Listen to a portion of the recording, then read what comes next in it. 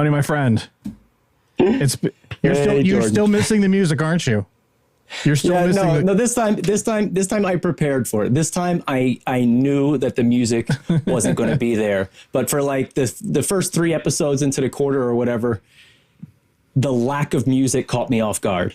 So like I was mentally prepared this time. Nice. So it's been 2 weeks, man. We bailed out last week. So you were so I don't want to say this is the reason, because I don't think this was the reason, but you were busy last week. You had a tech field day, not a networking field day, a tech field day. That's right. That you were attending. So I want to hear all about that.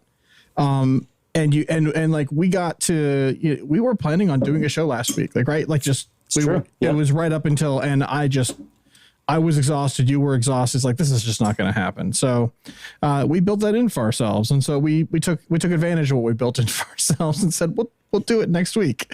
I'm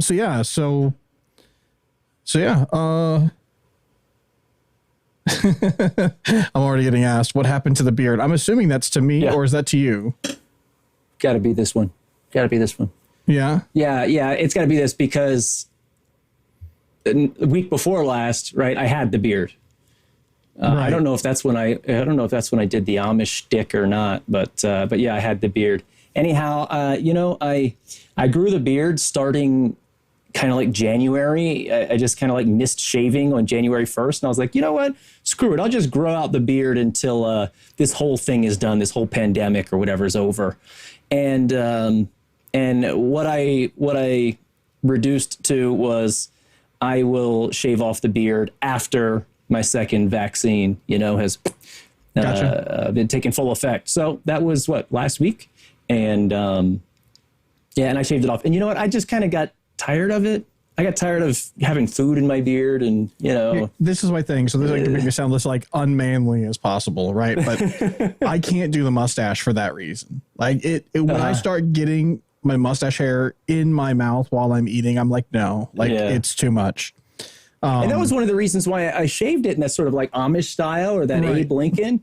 And I realized, like, I didn't do it to be a character. I did it because I got tired of the mustache. Right. And then immediately I realized the value of having that. And I was like, this is why they do it. Like, you can still keep your face and your mouth completely clean. You can eat anything. You can be as messy as you want. And it's just one napkin wipe to take whatever barbecue sauce you have or whatever. But when you have that mustache and that beard tight around the lips, it's like, it's a mess. It's a mess. You guys know it's a mess. So I shaved it. What's funny though is, so I did Tech Field Day last week, and traditionally Tech Field Day or Network Field Day or any of the field day events, you do like a Secret Santa gift exchange thing. Between the delegates, yeah. Between the delegates, right? You get assigned like a random person, you buy a gift for them, and you are the recipient of a random gift. And they did that this time for the virtual Tech Field Day. So, really? So yeah, so I ordered something and got it delivered to my person's house, who I don't think they know it was for me yet. Maybe they do. I don't know. Nice. But anyhow, before Tech Field Day, we had a tech check, just like we do with guests, right? So you're on with Ben, and he goes over your video and your mic and what's behind you, and make sure everything looks good and how to prepare. And I had a big beard then, and that was the first time I got to see all the delegates, in the 9 panel on the screen in the Zoom call. And I had the big beard. And the next time we were going to see each other was going to be the first day of Tech Field Day.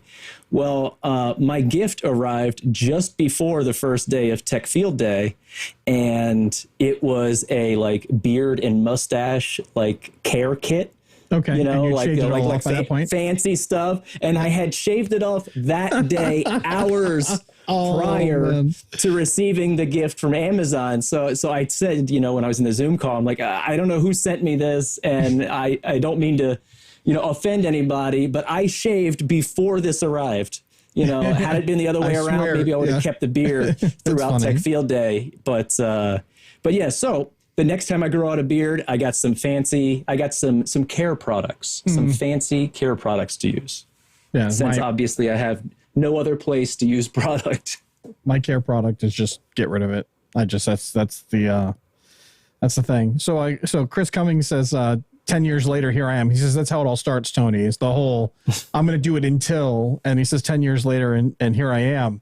My response to that is 10 years later, and you still haven't gotten the full barbecue sauce out of that mustache yet. Like, you still, it's still there, the stuff from 10 years ago.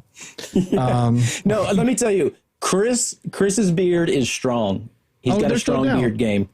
And I think Preston's is too, right? It doesn't look like it in his picture, but I think when we've had him on for trivia, I don't know, maybe it's just dark in when we have him on the screen, but I think he's got a good beard game too. Yeah. Yeah. So it was funny because we both shaved, although mine is more, I think I've explained this before. Like, my whole strategy is just, I just shave it all off when I get my next haircut. Like, I just stopped going with like the daily shave routine, whatever. And I'll probably do that before, but the problem was I went too long between haircuts this time, so it got annoying. And the beard, like, there's a point at which people start thinking you're serious about it. It goes from that stubble to like, oh, you've got a beard, like you're doing the beard thing.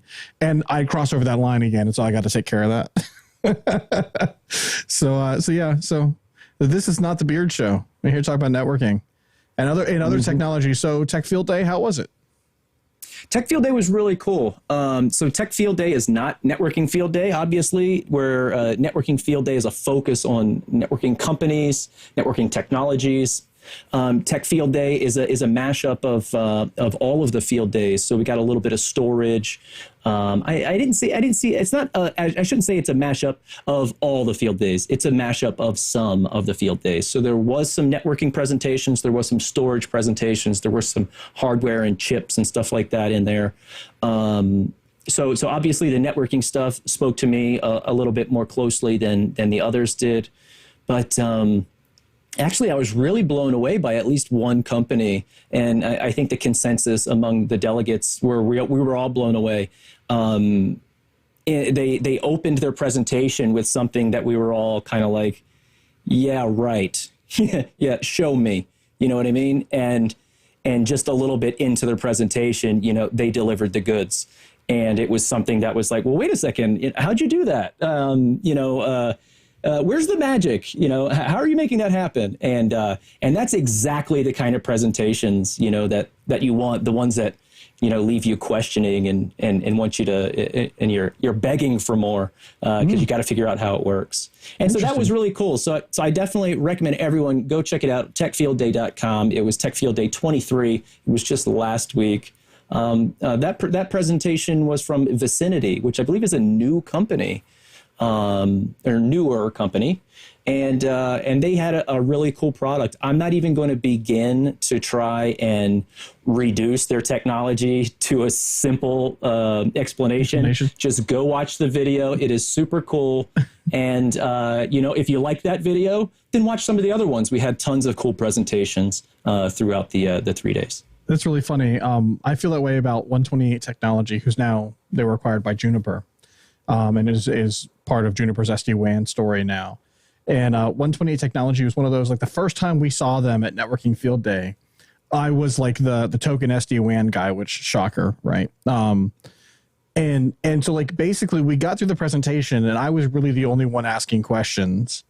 And then afterwards, like a lot of the delegates were asking me to try to explain it to them. Like what it was. And it's like, I can't in 5 minutes take what they do and distill it because it is pretty different than what everyone else does. And so it's hard to do that. I completely recognize that. So yeah, that's cool. So Tech Field Day, that's, man, it's tough because you come in with like your strength, but it's a really broad set of technologies, which I know is intentional. Is how Tech Field Day started, right? It's why it's called Tech Field Day. It's called Tech Field Day. Was that there weren't these like specialties, but I feel lost when I go into Networking Field Day because we'll talk with like companies that do service provider in depth, which is a world that I just barely scratch the surface on. I'm lost in that.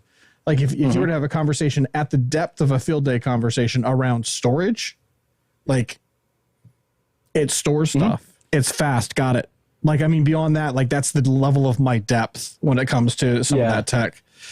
Yeah, I definitely struggled with the storage presentations just because that's not my field. It's not my expertise. And I'm not knowledgeable about it. I'm truly not. But I did appreciate, for example, Riverbed was a presenting company, and I did appreciate that the presentation that they gave was not as deep as we would traditionally have seen them go in networking field days. Right? They tried to make it a little bit wider, a little bit broader appeal, and not go as deep in the weeds like you would typically see them on a network field day at a table of 12 networking engineers asking hard questions. This one was trying to have a little bit broader appeal to the wide skill set of delegates that we had. So I did recognize that because I've seen them at network field day, so I know what their presentation can be like. Right. And I know that we're definitely, just sticking to maybe, the first 20 cards in the slide deck and not going all the way through like they have in the past. So I don't know if this is okay. So this is probably not the right thing to say on a show like Network Collective, but here it is. I'm finding myself caring less about the little intricate details and more about why.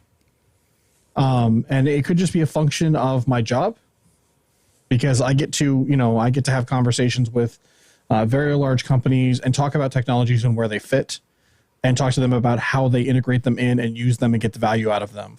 So like I've gone from implementing it, and I think I said it might just be a function of my job because now my job is to do that.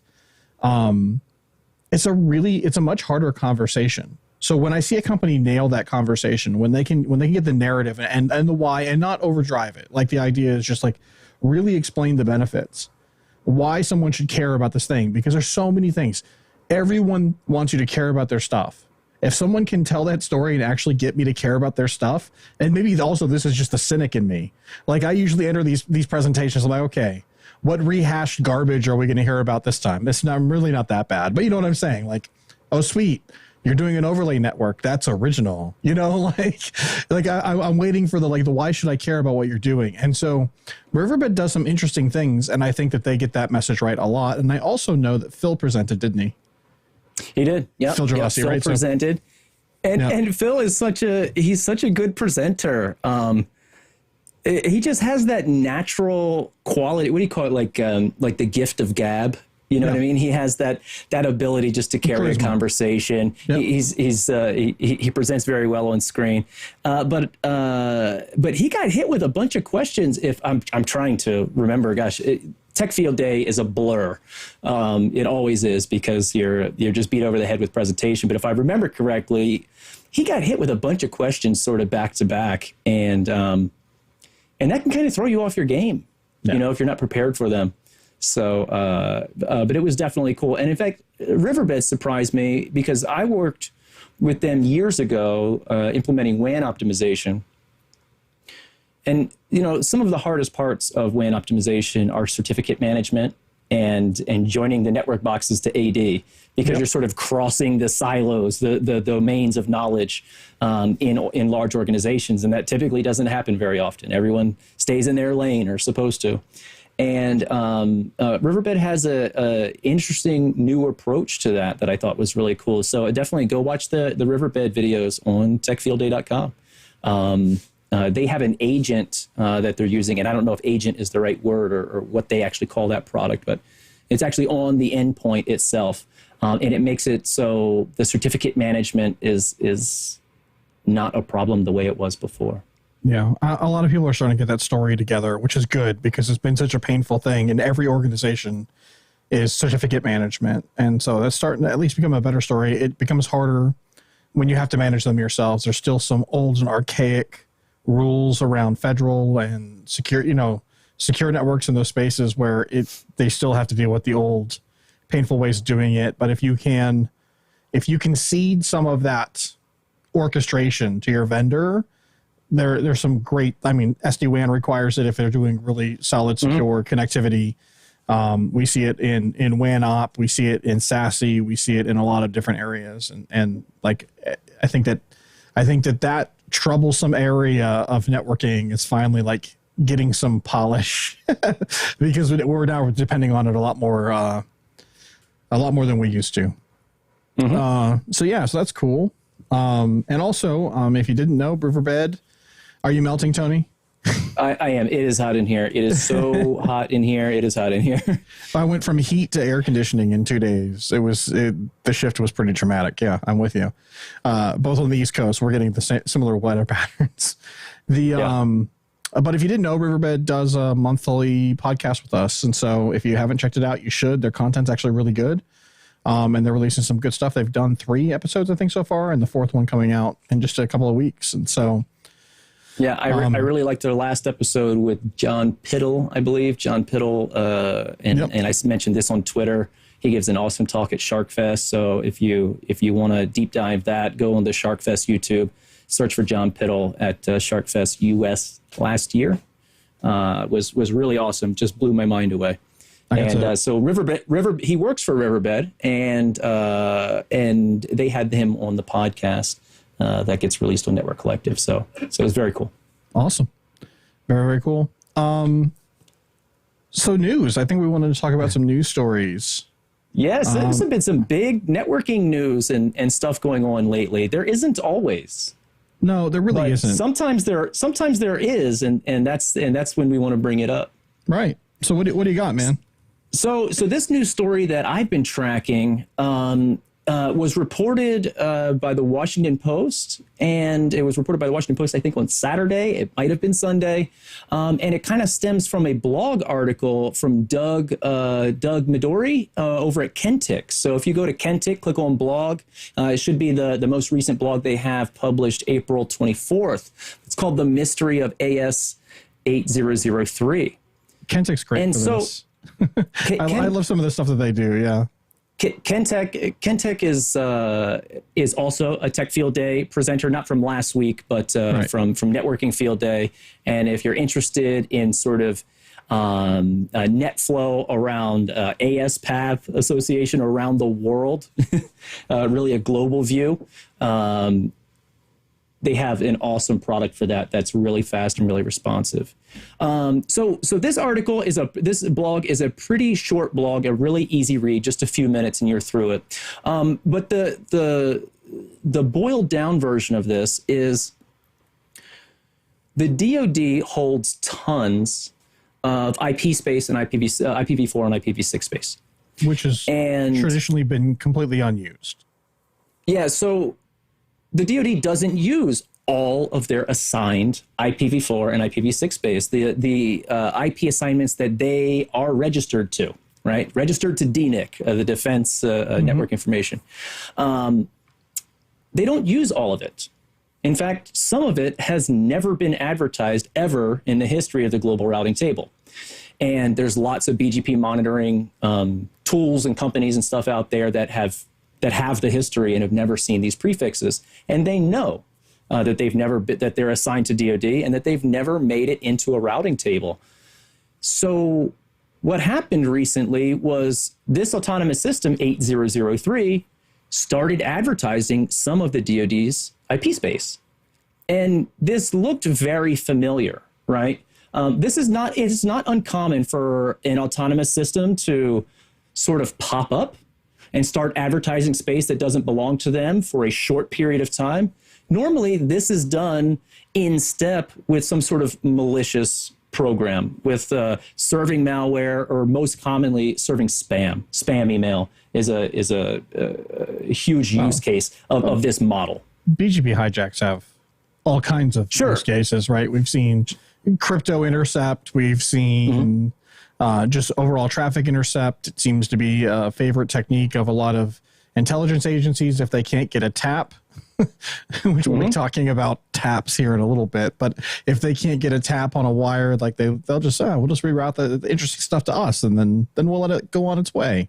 So we see this. I mean, we've talked about this a lot on Network Collective about like BGP hijacks and some of the significance there, and the how fraught with danger or complication it is to actually solve some of these problems on the global internet. But anyway, sorry not to interrupt. Yeah. So what makes this so unique, right? Like I said, this happens from time to time. It probably happens all the time at every day, but it happens from time to time, and it gets reported as part of a malicious campaign. Someone serving up spam, malicious emails, malware, some other activity. What's interesting about this one is that AS 8003 started advertising this address space. I'm trying to look for the origin. January 20th, 2021, was advertising a single /8. Okay, that's pretty significant. A single /8 of IPv4 space is a lot of space. You would think that's a ton of space, but that was just maybe the initial sampling. They continued to add prefixes that they were advertising to encompass even more Class A's and then a whole bunch of other smaller prefixes. And what this has done is in about 4 months' time, from adding one small subset of DoD IP space, like a single Class A, to now they're advertising over 157 million IP addresses, which has this relatively unknown autonomous system, 8003, is now the single largest advertiser of IPv4 space in the global routing table. So the number 2 spot is China Telecom, and it goes down the list: AT&T, DoD, and Comcast, if you just kind of like follow the bar graph for the top 5. Now, these, when we're measuring here, it's the total number of IPv4 addresses. This is not the number of advertisements. Not the number of advertisements, the number of IP addresses, unique IP addresses contained within the advertisements. Right, because these advertisements are huge blocks. Many of them are huge blocks, and so they scale up rather quickly. We're not talking about issues with like the actual BGP table size, although obviously there's some addition that's being added by adding these. But we're not talking about, like millions of routes being added to the DFZ tables or anything like that. This is just, there's millions of IP addresses. So here's some of the statistics, and this is from the Kentic blog. Okay, I have it up on screen. Some of the statistics are AS 8003 is advertising so much IPv4 space that 5.7% of the entire IPv4 global routing table is presently originated by 8003. So that's huge, right? And it says, in other words, more than 1 out of every 20 IPv4 addresses is originated by them. That's on the table today. Okay. Yep. This wasn't like they were in the number 2 spot and they recently jumped to number 1. They were at the number 0 spot. They weren't advertising, nearly anything. And now all of a sudden they are advertising so much IP space. It's a giant red flag. And so that's what the Kentic blog, I'm really summarizing it at a very high level. Let's pause that there for a second. When you say giant red flag, it's not just a giant red flag because they went from 0 to number 1. The timing on this was really suspicious as well. Yep. So you said January 10th was the first advertisement. 20th. Oh, so there just happens to be some significant political events right around that date. What political event would that be, Jordan? Like the inauguration of our next president. And so there was a lot of conjecture around this about whether or not this was tied to, did Trump on his way out the door, tell the military to sell all that off? Like what happened with this? Because there was no announcement, right? There was no. Yeah. So this actually, if you look at the very first originated timestamp, it was 3 minutes before now President Joe Biden was sworn in. 3 minutes before he was sworn in. That's a phenomenal coincidence, or is it a coincidence? So there is a ton of there is a ton of conjecture around, was this one of maybe Donald Trump's final acts? Was there a purpose or a mission behind it, or was it just an absolute coincidence? I'm in the camp of saying this is an absolute coincidence. January 20th is our not our election day, but it's the day the president is sworn in.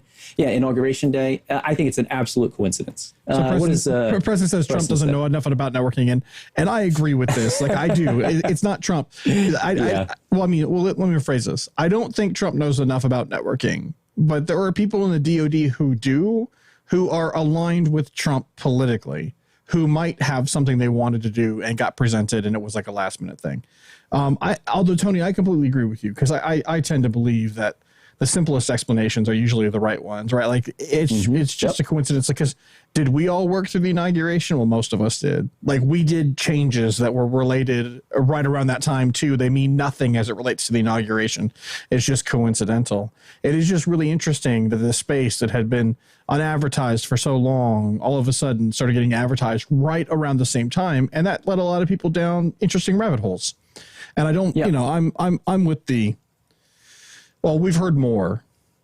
Now we're in the conspiracy theory, mode of all of this stuff. Is do you believe the news that comes out after people start asking questions, right? And I do. So just to be clear, I'm not a conspiracy person, but I understand how these things get started. And these are how these things get started. There's the theory, there's unanswered questions, then you get the response and it feels unsatisfactory. And then all of a sudden it starts building. And so let's talk about some theories and some responses. As it pertains specifically to this story.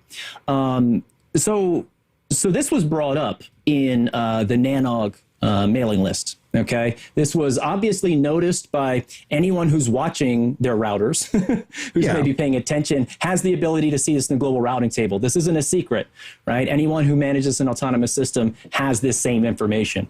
On top of that, I guarantee you, there were significant networking functions that broke when these things got advertised.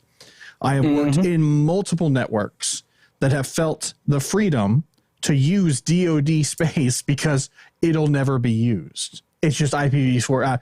I'm already done with RFC 1918. I don't have any other space I want to go use, so I'm going to use DoD space because that's the next available block that's just not ever going to be used because they own so much of it. Jordan, I've heard that often from network engineers. They're like, oh yeah, we're going to hate the day when we got to re-IP this thing because we used DoD IP addresses back in the day. And for me, it just doesn't, I don't know, for me, it just doesn't make sense. I mean, maybe it's because I came from DoD, so we used those addresses. Right. No. And there was an important distinction here. I misspoke when I think it was Laz who called it out, who was like, like I said unused, and it really meant unadvertised, because it is completely possible that in this block, and we'll come back to this, we'll come full circle on this, that there were addresses that were being used internally that just weren't being advertised. And it was not uncommon. I mean, IPv4, when it was first created, it was just like IPv6 when it was first created, and that was that every address was reachable. Right, like the idea is that the concept of a private address didn't exist, and so when DoD got allocated most of these addresses, that's the way the internet ran. They were public, and so the idea was either you advertised them or you didn't, but everything had a public address. And then we got into RFC 1918, and so it'd be it wouldn't be unreasonable to believe that these were used inside of a DoD network, which actually I think speaks to the safety of using them outside even more, because there's no way that, Joe's Chicken Shack, right, and their stores and their point of sale equipment is ever going to need to interact with a DoD system that has an address that's not advertised on the internet. Like those two would never, ever interact with each other. And I think people felt complacent in that. That being said, it is pretty obvious the DoD was not using these spaces, because if they were, they just broke a significant amount of their stuff. Something would have broken. Exactly. Right. So a spokesperson from DoD talked to a Washington Post reporter, and they said this is the Defense Digital Service, the DDS. This is an authorized pilot effort advertising DoD IP space using BGP. This pilot will assess, evaluate, and prevent unauthorized use of DoD IP address space. Additionally, this pilot may identify potential vulnerabilities. This is one of DoD's many efforts focused on continually improving our cyber posture and defense in response to advanced persistent threats. We are partnering throughout DoD to ensure potential vulnerabilities are mitigated. Okay, that's pretty much your boilerplate, vague response. Which is all you're ever going to get out of the DoD. They're not going to tell you what they're up to. Why would they tell you what they're up to? So I tell you what, let's ditch this article. Okay, that was the Kentic blog, which is very informative. Go read it. It's a very short read. It has all of the main points. But let's actually unpack this a little bit more. I really like the Ars Technica article on it, because it pulls at a couple of different threads that I think are very interesting. So I have that up here as well. let's see, that was Brett Goldstein, okay, from DDS, DDS's director, and they're called the SWAT team of nerds inside the Pentagon. So this is inside the Pentagon. They're a 6-year-old the DDS organization is 82 engineers, data scientists, and computer scientists. So why I think this is so crazy, I had a talk with some of my people that I work with about this, is the company, if you look up AS 8003, the AS name, right? Every autonomous system gets an AS name in the database, is GRS DOD. And I forget what GRS, it's Global Resource Systems, okay? So when Global Resource Systems is headquartered in Florida. That doesn't sound like a clandestine front company at all. GRS, Global Resource Systems, right? Yeah. Right. So the first thing is, here is previously unseen DoD IP addresses being announced in the global routing table. First instinct, this is a hijack. Expect spam. Nope, this is legitimate. Why isn't the DoD advertising it? Who owns this AS? Global Resource Systems. Global Resource Systems? Who the hell are they? Right? And turns out they're in Florida, and turns out they are nobody. They're a front. They're a company. Yeah, they're a facade. A spokesperson went to their facility and spoke to the receptionist at the building where they're headquartered, and the receptionist is like, "Global who? There's no one here by that name." So the company doesn't exist. But also, if we dig into it a little bit more, if I can find the guy's name, I'm sure Chris Cummings will know his name. The guy, what's his name? Ron Guillemette? What's his name? Ron or Rob Guillemette? He has shut these guys down before. Wait a minute, what? Yeah, so this AS from Global, Global Resource Systems, was last there it is, Chris Cummings. Thank you, Chris. I knew you'd save me. And I'm going to butcher the name, Ron Guillemette. He said this AS was last seen about 10 years ago doing a similar thing, advertising IP space that it didn't own, but was advertising it, and it was part of a spam campaign. And Ron, who I don't know personally, but I see his name in tons of articles whenever we talk about BGP hijacks or IP space misallocation, I should say. And he said that they had been shut down 10 years ago for doing this, basically the same thing, and sending out spam. And he was one of the people who was leading that. So he's sort of a Nanog self-appointed IP investigator. Thank you, Chris Cummings, in chat. So if you search up his name, you will find tons of articles, news articles, the $50 million Africa IP heist, tons of them. They're really good articles. They're all true. Go read them. But he is in here in the Ars Technica saying that this AS was shut down 10 years ago for basically doing the same thing. I think this is the part that really the conspiracy theories start to come out, right?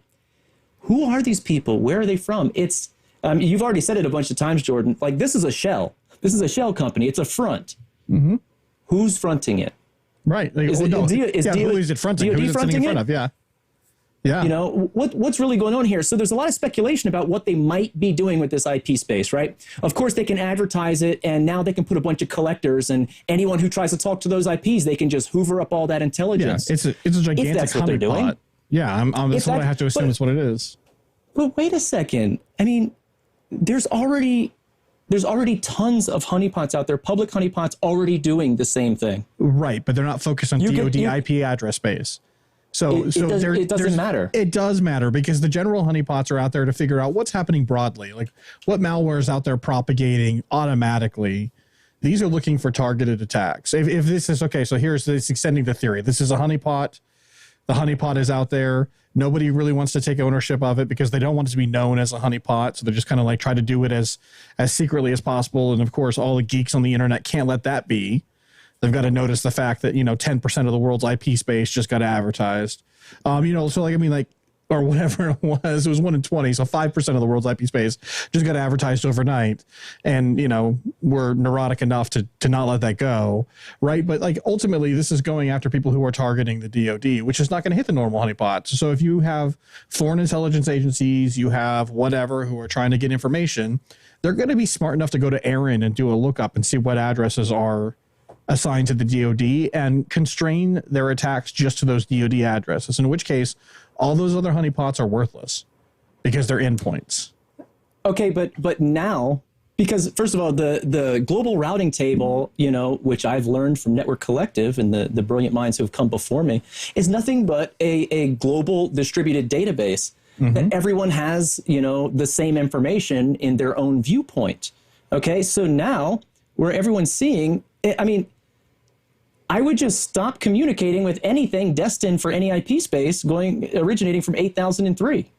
If I was a malicious actor, that would be it. So now that IP space will never collect. If I was a malicious actor, I would never be throwing an attack that way. In fact, if anyone who's running a network boundary, if you have network traffic that's destined for one of these prefixes, I'd be very curious on what that is and why is that coming out of your network. It would be really interesting to see what is actually going to this. Like, so I wonder if the Kentics of the world, right, are able to start seeing with some of their sensors or the Thousand Eyes or whoever else is out there who's doing like flow watching on networks to see like what's going where.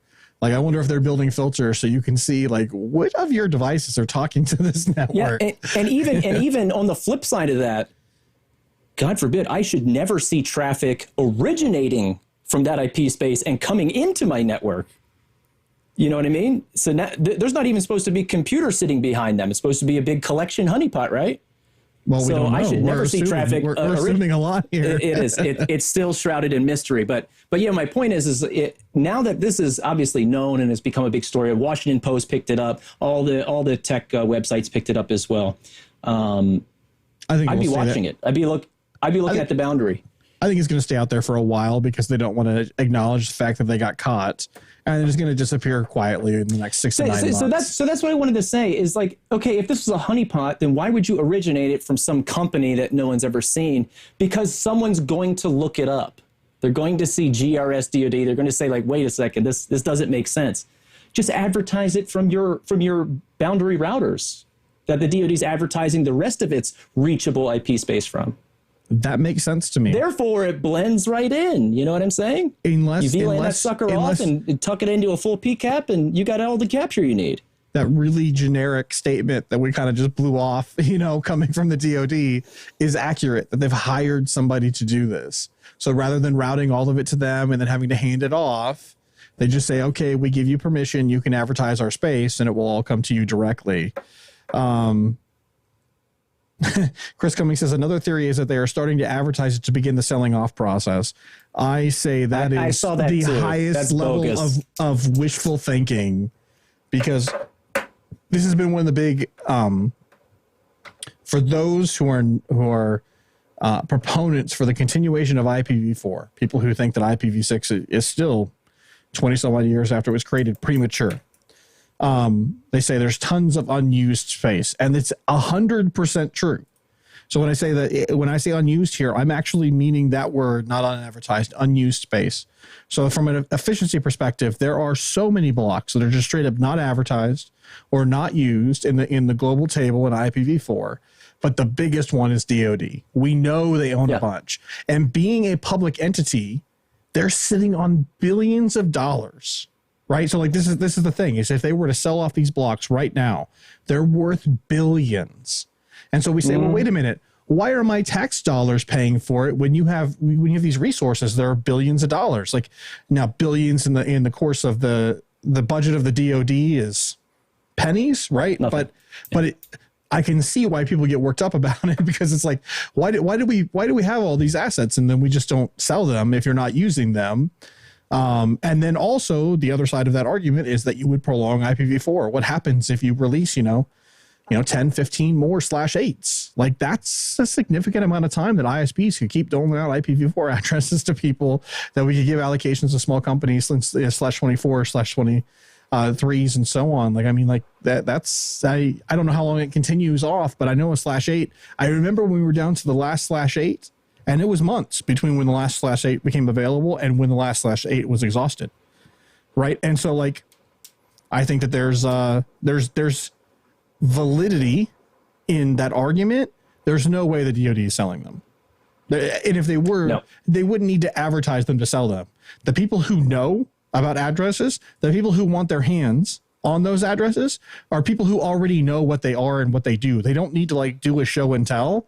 They just have to go out and say, oh, by the way, we have 6/8s, and they would have customers sitting on their doorstep in a heartbeat. So like, yeah, I don't buy it.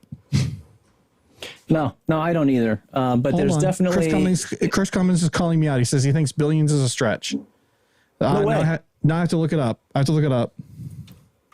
What's the current IPv4 address cost? $25.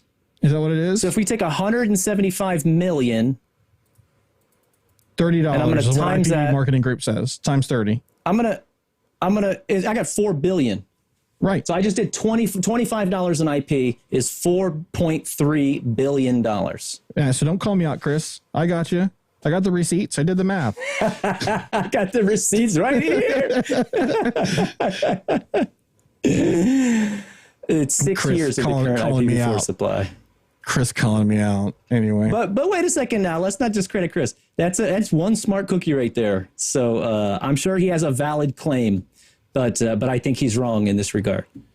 Yeah. Yeah. So his argument is per IP address is around 25, maybe to $30. But as you go up in CIDR, it gets nominally cheaper, right? It's not, you don't get a /16 at $25 an IP address. You get a /16 at $16 an IP address. So he's saying the larger CIDR you purchase, the cheaper it is. So it's not quite 4 billion, but they're not selling them. So who cares? We're just making up numbers. You don't have to sell them as /8s.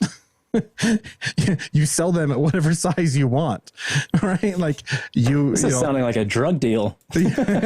welcome to subnetting. Like we can sell a portion of them off and give them to somebody else. And so, yeah, I think that's nonsense. And so I think that we'll continue on. IPv6 is where we're headed. So I tell you what we'll do. This is a very interesting story. If this makes a move, if anything moves on this story, we'll report on it next week. Yeah, but that's kind of like where we're at. So there's a lot of interesting threads here, and as time moves on, we'll see which ones have something on the end and which ones don't. Nice, very cool.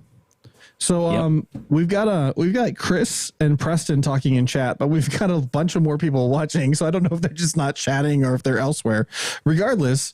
I think it's probably time to well, first off, let's say this. We're going to do trivia next, but we've got a special guest after trivia. So I want to get to trivia so we can get to our special guest. So Chris Greer is back, and he's here hanging out with us, and we're going to talk about more packet analysis capture goodness. And I'm saying capture because we're going to be talking about capturing methods today, right? So we're talking about span versus tap. And hey, Chris is in chat. And Chris, I was going to say, before the show, before we went live, when we were doing a tech check with Chris, he was kind of giving us a little preview. Not really. He basically just says, he just says, he was going to blow my mind. Right. That's what he said. He's going to blow my mind. So you definitely want to stick around, and you want to be here for Chris Greer's segment after trivia round 1. All right. But that being said, I think it's time. Let's do some trivia. So first up, well, let me get situated here. I'm not prepared. There we go. We'll get some music going. We'll get the screen up. Everyone's welcome to join us. Yeah. All right. So guys, if you're watching for the first time, which I'd probably not considering the crew we're seeing in chat, but if you're watching it for the first time, we do trivia most weeks. You can join. It's Kahoot. If you're unfamiliar with it, just go to kahoot.it, put in that pin. You can play along. And those who win in today's trivia, we will ask them to come back on and go head-to-head, top 2, to compete head-to-head on the stream later in the stream. And the winner wins a prize. I gotta get on it. I got to get on it. Well, there you go. Make it happen. And I don't, because we skipped last week, I don't even know like what question pool we're dealing with. So I want to talk about the question pool. These questions are from Thomas Kernack from Univis. Awesome. And it was really funny because he sent me a list of questions and I didn't look at them. And on the show, I got on the show and I thanked him for that list of questions. And I said, I'm really excited. I'm sure they're going to be very technical. None of them were technical. They were all, and I love this, they were all like aviation, space. Like he completely caught on to my themes that I go after because this is stuff that interests me. And he put out a list that was like that. Then he felt bad because I said they probably would be technical. And then he came back with a technical list. Every single question this week is from Thomas. They're all his. They're all good. And some of them have context. So. Oh. Uh-oh. Chris Greer says we're going to see tonight that packets do lie, especially if they're captured incorrectly. I like it. That's so good. That is so good. All right. We give just a couple more seconds. We got a few people in there. But if they're captured right. Snacks. But if they're captured right, they lie much less. Much less. Then they only lie if the perspective is wrong. Let's see. Do I need my web browser open? I'm trying to do some like window management to control to see the questions. The heat. Hey. No, to control the heat. Welcome, Paul. To control heat. Nice. We'll give 2 more seconds, see if anyone else joins. We got 8 in. That's awesome. Let's see. There's some tough technical ones in here, too. Stuff I get wrong. Absolutely get wrong. All right. Looks like it's settled out. Let's get started. Here we go.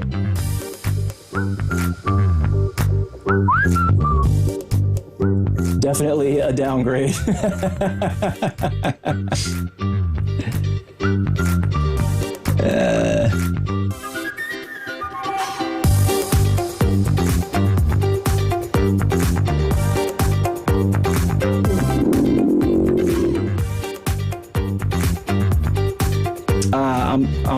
I'm guessing on this one. I think everyone's guessing on this one.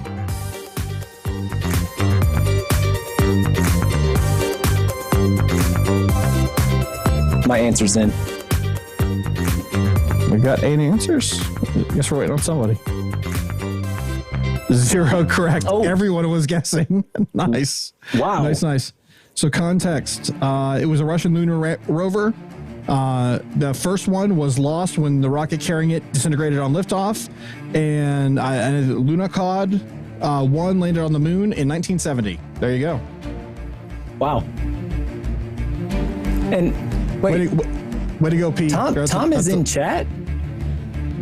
Oh, so I suppose no point in answering my own trivia questions. Oh, there he is, yeah.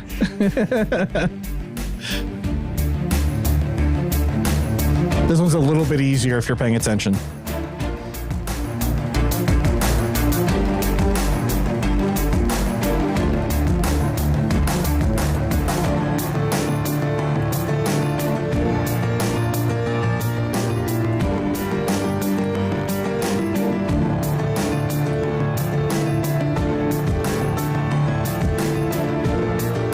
Oh man, I was watching YouTube earlier.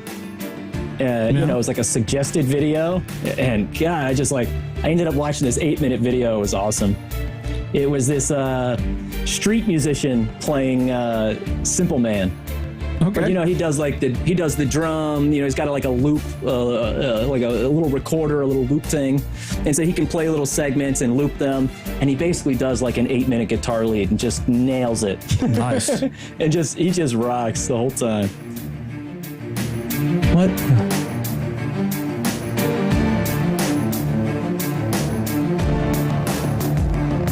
I have no idea.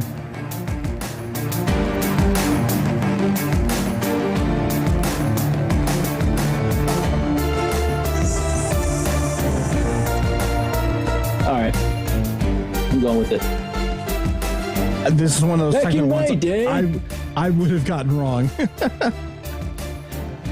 Nice. Hey, I got that right. Yeah? Good guessing. 802.11. Look at you leading you're not supposed to lead, Tony. It was a mistake. I'll take a dive on the next one.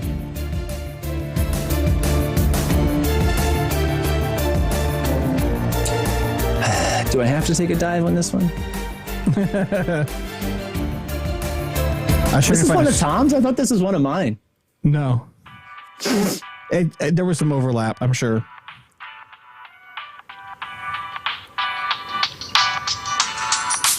All right, I'm going to wait till the last second. And I think I get it right.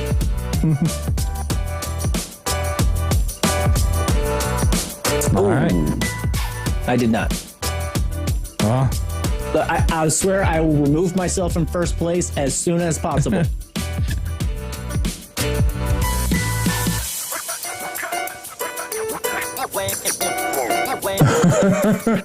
I can't tell you how many of those calls I get every day. So often. That Marriott. A friend has referred you. It's like, do you know that I'm like Marriott Platinum, whatever? Like, probably not anymore. Not since COVID, but...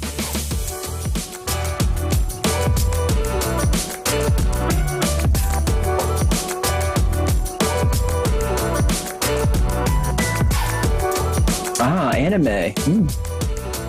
Yeah, so there was some context on this one.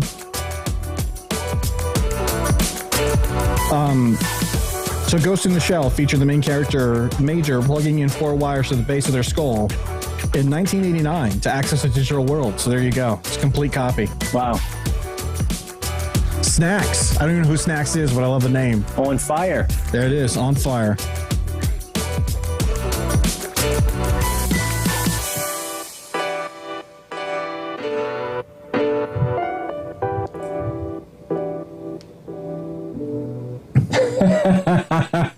Oh, I love that meme.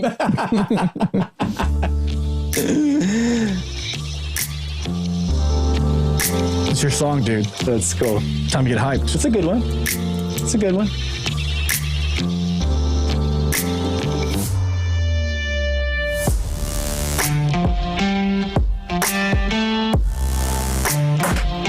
Nice. Trinary. Yeah.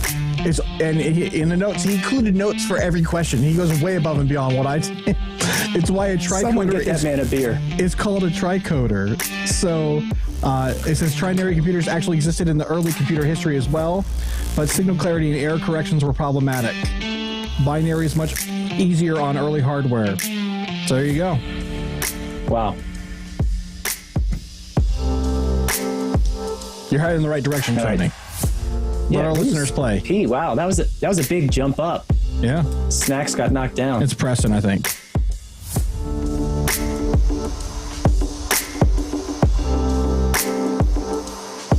So this is the Of Course I Still Love You and Just Read the Instructions are the names of the 2 landing barges. I'm not looking at the notes for that one. This is something I do know. The fact that you can just know that. The names of the barges.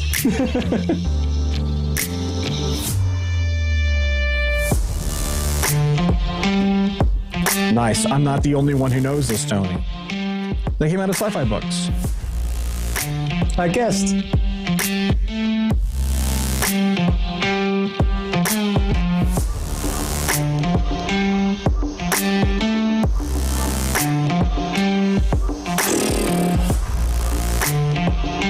They're definitely old, but how old?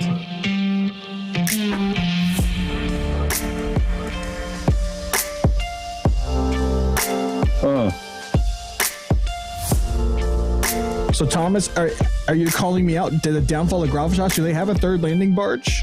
Or was it the 3rd name in the book?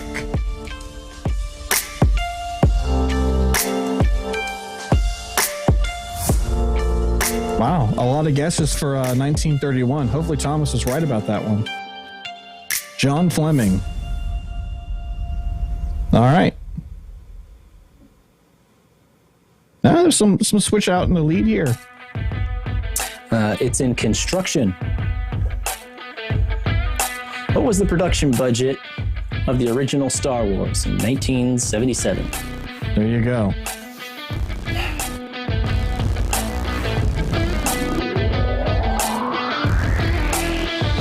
I don't know. Oh, so Thomas says it's in low. construction. Thomas, I didn't know that. So Thomas, you have to tell me where are they using the third barge? Because, of course, I Still Love You is the Atlantic, right? And Just Read the Instructions is the Pacific. So where do they need a third barge? Maybe I guess just quantity on the East Coast. All right. So we had some guesses at 3 and some guesses at 11. Oh, right. Come on. I got like no points on that one. And how did I put you? Well, Tony, you've got 3 questions left. You know what it is? It's a tight game. That's why. Look, 2,400, 2,500, 2,500. Yeah, it's good. Everyone's guessing.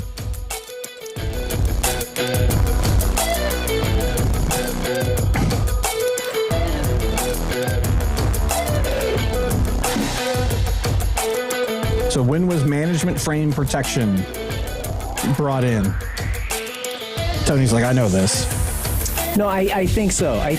But I'm not even going to answer this time because I need to get out of the top that I've defaulted into by accident. So, Thomas, that's really interesting. So, this says, yeah, they just need more barges. It's just about quantity. So, I guess this third one, the downfall of gravitas is going in the Atlantic. Did you get that right, Tony? Yep. So, you're the only one who got it right? I didn't guess. I didn't. Okay. I didn't answer. So somebody got that right. Somebody else got that right. All right, good deal. Yep. All right. But look, I'm still in second place. I didn't answer. Well, only one person got points on that one. All right. We got 2 more questions, Tony. You better lose. I'm saying. I'm putting a chastity belt on my mouse. I'm not even going to touch it. I would lose this one. PvPoE was one of those things I just never grasped. I learned just enough to pass the CCIE lab, and this is all foreign to me. Okay. Oh, okay, that's right. Okay, I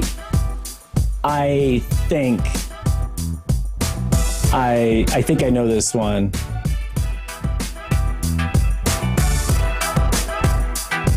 Is it PADR? No, it's not. Yes, it is. Yes. Wow. And no one guessed it. You're still second place. I told you, I'm not guessing. You're still second place, Tony. And I don't know why, but I always remember turning on debug when standing up the PPOE session, and every time you see because it has that pads, paddy, pador, pado, yeah.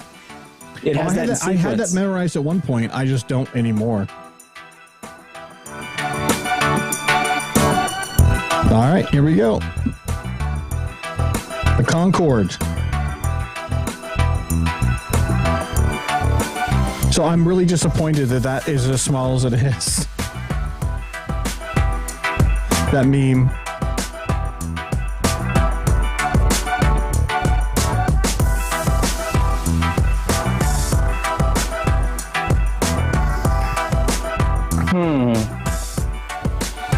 Okay. I'm not going to answer. I'm going to guess. France and Italy. So the top one showed the Wright Flyer. Oh. Then it showed the Concorde in the 1990s.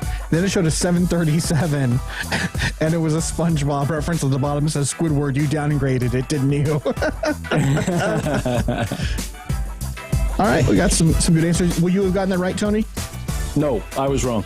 I was wrong. Nice. Okay. So four people got that one right. So that should have, bumped me out. Perfect. So RB and snacks. That was excellent. Well done.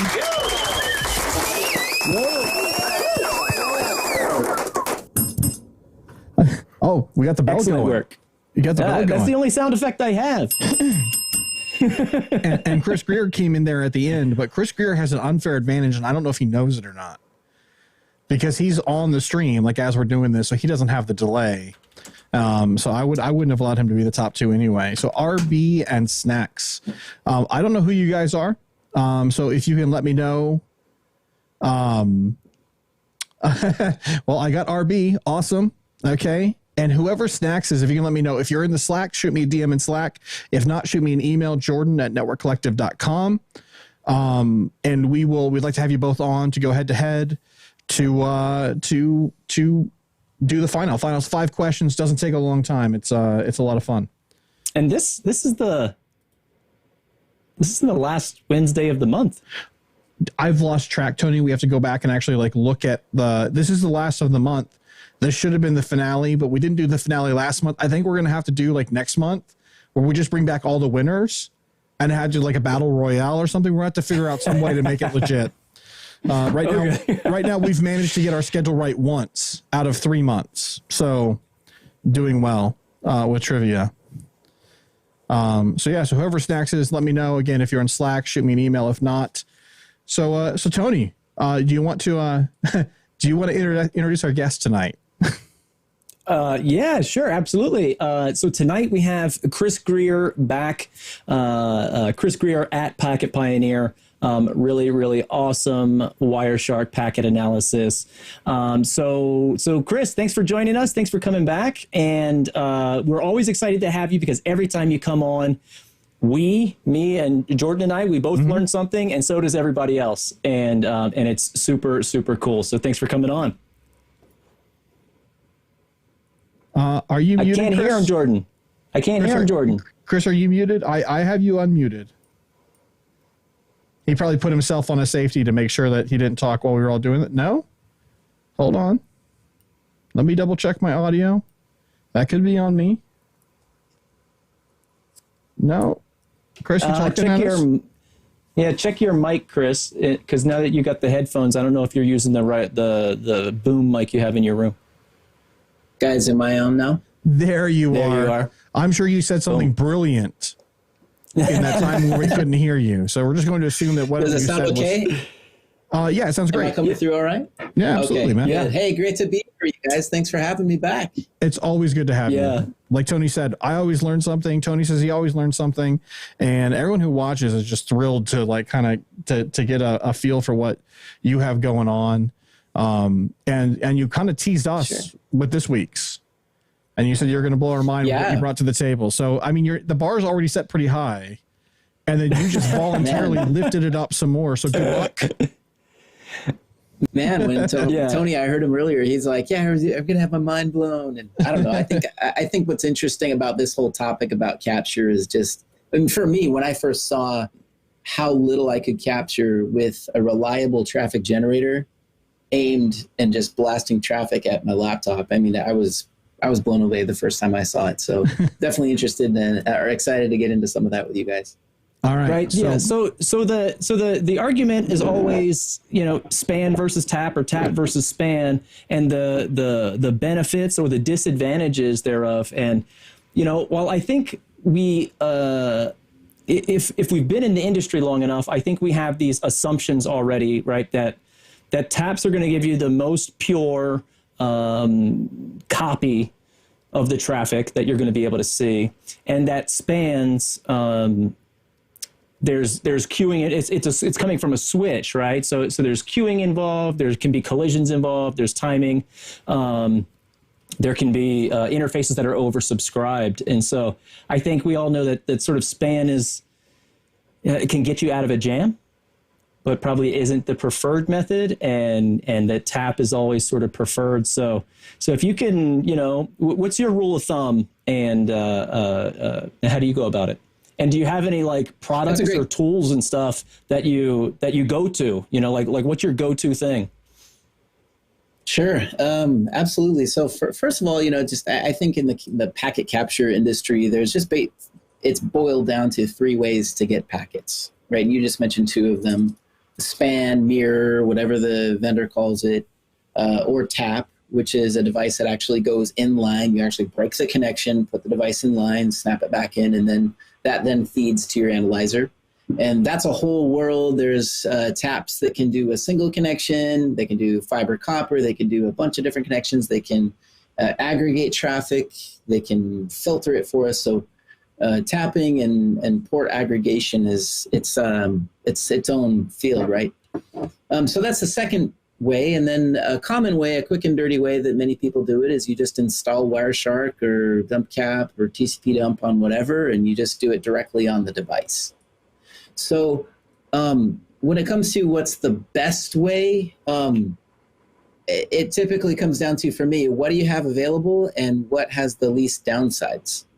So, for example, if I'm capturing in a cloud environment that I have absolutely no way to access, if I don't have any physical way to get into the space and they don't have any taps involved, a lot of times taps, although that's going to be the most accurate empirically, right? Because you are physically hard tapping into a link. There's no smarts around it. It's just what is on this line gets copied over. But what if my customer doesn't have a tap and I'm doing something remotely? So I just have to strike that one off of my list, or if I can't ship them one easily. Next becomes, okay, do we have span access? What kind of capabilities do we have on the network along the path to be able to get in there and span or port mirror? Are those sessions already being taken up by another device? Do we have any remaining sessions available to us? Can we make changes in the middle of the day? There's a lot of change controls. So, hey, we can't just go in and make that change at 1 o'clock in the afternoon, or we have to wait for a change window. Or in some cases, it takes so much overhead to make that change that it's not even worth it. So then there's times when even span becomes impossible. So the third option for me, okay, well, let's take a look at these endpoints and just see how we can get some traffic off of the endpoints, or somewhere along the line. Maybe even do a TCP dump off of a firewall or a load balancer or something like that. I kind of have a bit of a saying. I like the switches to switch. I like the routers to route. I like the firewalls to firewall. I like the load balancers to load balance. Let's leave the tapping and capture to the taps and capture devices. Just because we are putting another process onto a device or a system that's already busy doing other things. Right? So do we want to even take a little bit of the processing capability of that device and divert that to our span? That's one concern, right? Another one is, let's just take a good old Cisco switch. It's got a bunch of connections coming into it.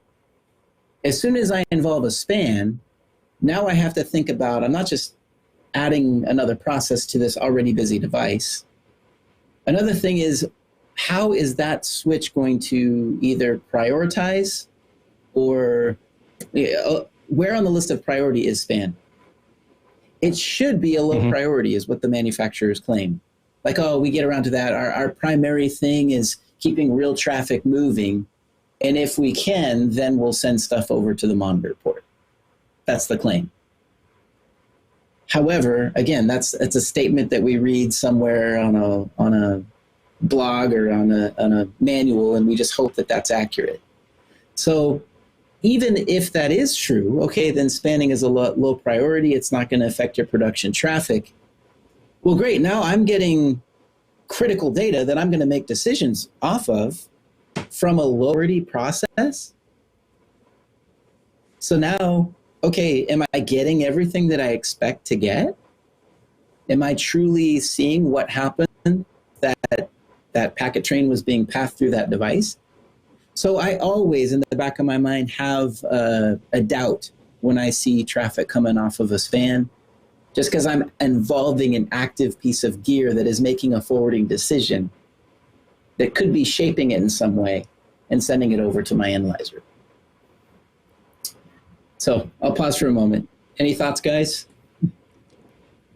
Yeah, I mean, I think that's great. And you bring up something that was an article that we've talked about in the Network Collective Slack group before about, it was an article by Greg Farrow over at Packet Pushers, and it was really well done, and it was about how inaccurate spans can be, and sometimes we trust them. And each manufacturer is sort of spanning traffic a different way. So we don't know if we're getting it, before QoSing, after QoSing, where in the switch fabric are we actually getting that traffic diverted over to a monitor port affects what we see and what we assume as the traffic. And I always keep that in the back of my mind. I use spans often, because you just have to. And, sure. But you take it for what it is. So I don't know if there are any questions out there in YouTube chat. You can put them in the chat, and we'll grab them for Chris when we see any. That order of operations, order of priority conversation is always an interesting one, because so we're kind of joking in the chat, right? Like packets don't lie, but they really do, right? Unless you understand the context of the packets, where they were collected, how they were collected, whatever, you don't really understand the true story. Because those packets can be they can be lying to you because either, as I think we're going to discover as you continue to show some of the things you're doing here, that a span port may not give you a fully accurate representation. And the other thing is where in the process, to Tony's point and to what you were saying, where in the process does this happen? How much manipulation has happened? If I'm doing policy-based routing, does that come pre or post span? Am I getting it really on the true ingestion, or is something happening between? If I'm doing NAT, is it pre or post NAT, right? And so what am I really looking at? And it feels very subjective to me. It feels like it's left to every OEM to implement it where they want to. There's not really any predefined standard about where the collection happens. It's not like it's something that's consistent from device to device. And so you assume that when you say, I want to collect packets on ingress of port 1, you're getting the packet before any processing's been done to it. But I know that's not always true. Some things automatically get done, especially when we talk about things like front of line blocking with QoS. Sometimes the packet gets rejected as part of a process, right? Does that happen pre or post the span port? Are you getting it truly as a copy right off the front, or is it doing processing up front and dropping it if it's overwhelmed? And so this is the stuff that's always really confusing to me. You don't have the same concerns around a tap, right? Because a tap is it's a very mechanical thing. It sits in front of it. It just does it. Although I will say with some of the virtual taps. So I think about Big Switch. Now, obviously Big Switch has come and gone, and now they're part of Arista. And I'm not even sure what if Big Switch still exists from a functional, but they had that big monitoring fabric. It was just another switch. At the end of the day, right? It was a switch with SDN components on it that would allow you to really intelligently parse your packets and get it to where you're at. But is that really a tap? Or is it really only truly a tap if it's optical? Or electrical, where we're pulling it right off the line? What level of trust do you put into that equipment? And I've always had this question. And I don't know how much trust I should put in the equipment. And from what you're telling me, I'm thinking I really should put a lot less trust into this equipment than probably what I have been, even though I have all these questions. Yeah. Well, as soon as you have an active device, now what is that active device doing? Right. I was just doing a troubleshooting gig. I had a project I was working on with one of my clients, and we had 2 Cisco switches on each side of a firewall. I'll protect the name of the firewall vendor. But what we saw was that there was a certain, basically a congestion bit that was being flipped on a packet as it was going from endpoint to endpoint. So client let it go. We did not see this bit set. It arrives at the server. We see the bit set. So we had to figure out which device was doing it. Of course, everyone said that's not us. So we actually did... the firewall guys are like, oh, let's just capture on each side of the firewall. We'll do the ingress and then the egress port, and we'll see if it's us. Well, sure enough, packet came in, and this bit was not set. Packet went out on their outbound port. Bit was not set. But then we captured on the switch, and the bit was set. So somewhere between literally the egress firewall and the ingress switch, it's a piece of cable somewhere. Well, somebody wasn't manipulating device telling us the story. Yeah. Yeah.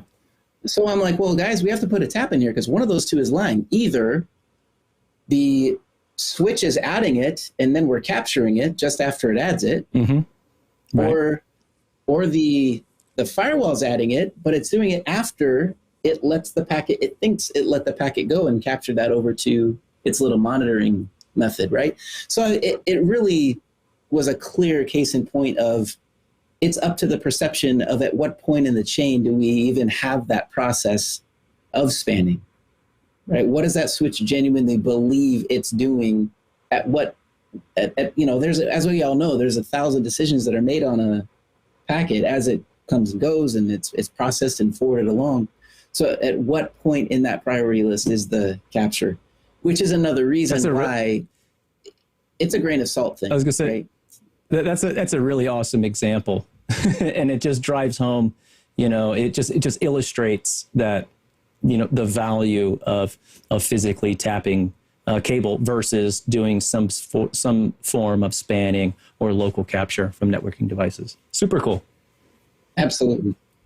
Yeah. And then the one that anytime I have a training class, a Wireshark course about doing capture, something I really try to untrain in any of the attendees is RSpan, using remote span. And that's where I can take on one active device, I can span traffic over to a monitor port, but then I can send that feed across several other switches or routers to a different environment where my analyzer is capturing.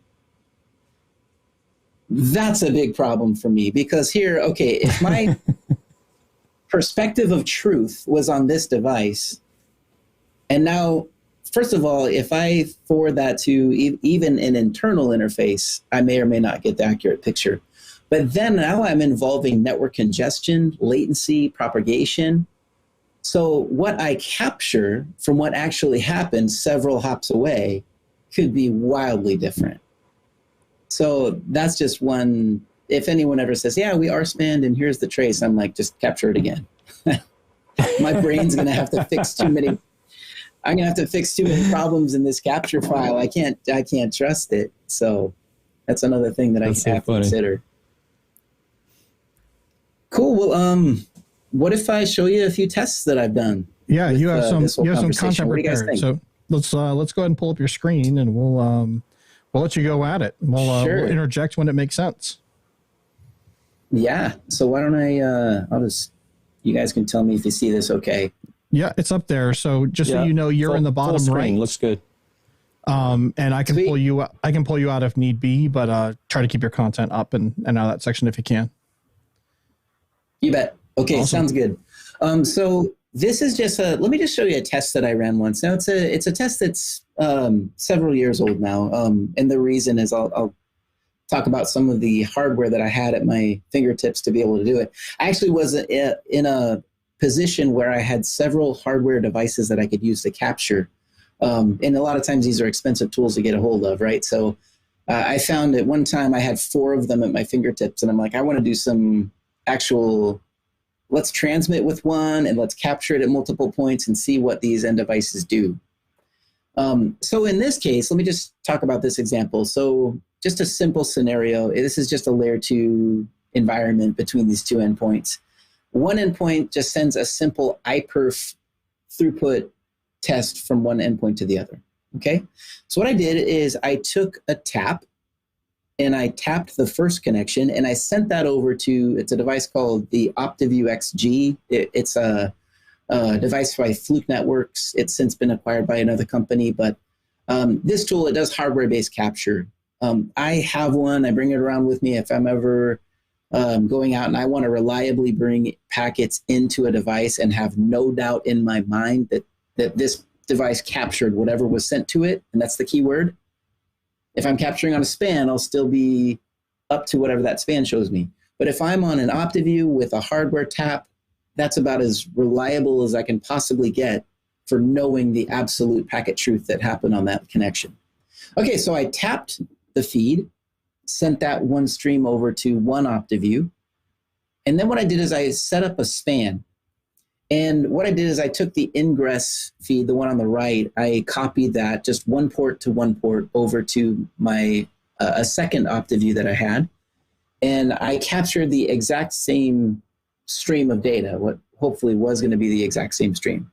And then I went ahead and sent that stream from one endpoint to another. Now, this was pretty low throughput. As you can see, it was just a simple test. These 2 guys, they were just cranking 93.1 megabits per second. It was just a 10-second test.